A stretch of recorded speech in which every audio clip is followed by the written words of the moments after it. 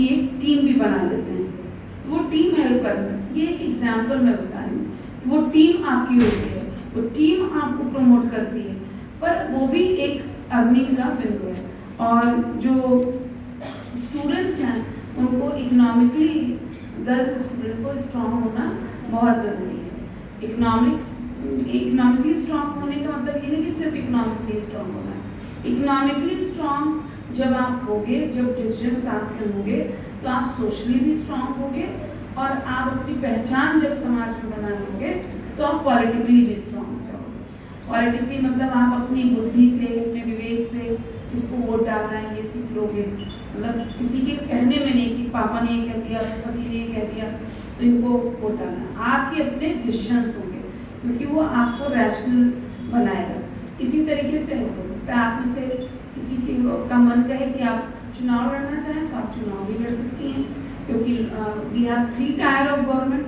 3 tier में आप किसी भी टायर के गवर्नमेंट पे आप चुनाव लड़ सकती हैं। आप तो अपनी अभी कॉलेजेस में चुनाव नहीं होते, यूनिवर्सिटीज़ में आपको नॉमिनेट ही किया जाता है, और वहाँ भी अपनी स्किल्स आप प्रदर्शित करके वहाँ भी एज अ लीडर आप आ सकते हैं। तो लीडरशिप रोल में किसी भी स्टेज पे हैं, खाली नेता मतलब पॉलिटिक्स में जाना का मतलब ये नहीं कि आप किसी पार्टी से जुड़ो।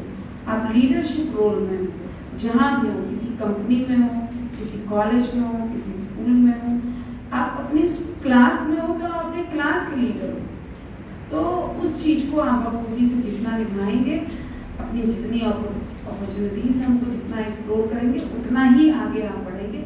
इसीलिए जब ये बात आई कि AI की वर्कशॉप होनी है, तो ये हुआ कि हाँ, ये आपके लिए बहुत यूजफुल होगी और ये होनी चाहिए। और आपने अगर कुछ % भी इससे सीखा है तो हमारी इस वर्कशॉप को कराने का जो उद्देश्य है वो जो है वो सक्सेसफुल रहा।